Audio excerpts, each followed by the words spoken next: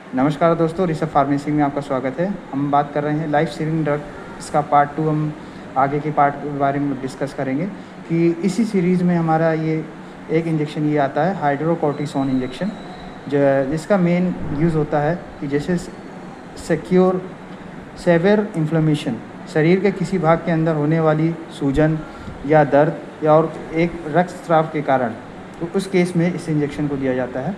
Septic shock, संक्रमण के कारण रक्तचाप में खतरनाक गिरावट आती है दोस्तों, और ये ऑक्सीजन और पोषक तत्व में कमी प्राप्त करने के कारण होती है, तो उस केस में भी हमारा हाइड्रोकोर्टिसोन इंजेक्शन दिया जाता है। दोस्तों, एड्रीनल इनसफिशिएंसी, जहां हम लोग के हमारे एड्रीनल ग्रंथ होती है जिसमें जब हार्मोन कम बनाती है, तो उस केस में भी हाइड्रोकोर्टिसोन इंजेक्शन दिया जाता है। स्टेटस एस्थमेटिक COPD SLI, दोस्तों ये इस केस में भी इंजेक्शन दिया जाता है जब अस्थमा गंभीर दौर में होता है, उस समय कोई भी दवा काम नहीं कर रही होती है, तब इस केस में हाइड्रोकोर्टिसोन इंजेक्शन दिया जाता है दोस्तों।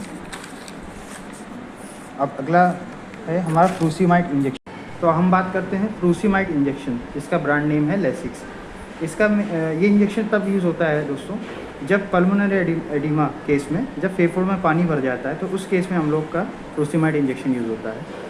सेकेंड, CHF एक्सक्रीमेशन, जब वेंट्रिकल शरीर में खून की पर्याप्त मात्रा में पंप नहीं करते हैं, जो हमारे हार्ट में जो वेंट्रिकल्स होते हैं, जब शरीर में खून की पर्याप्त मात्रा को पंप नहीं करते, तो उस केस में दोस्तों इंजेक्शन दिया जाता है फ्रूसिमाइड।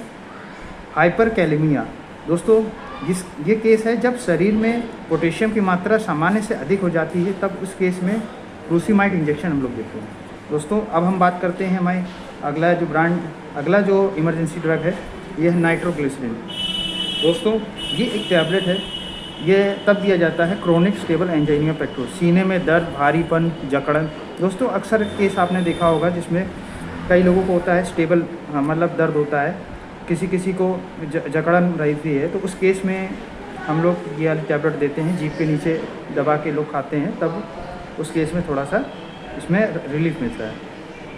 प्रोफिलैक्सिस ऑफ एंजाइना पेन, दोस्तों इसके बारे में मैं बता दूं, इसमें एंजाइना पेन के जो एंजाइना पेन होता है उसको कैसे प्रिवेंशन किया जाए उसके बारे में है। तो दोस्तों अगली वीडियो हम जल्दी लेके आएंगे। Thank you.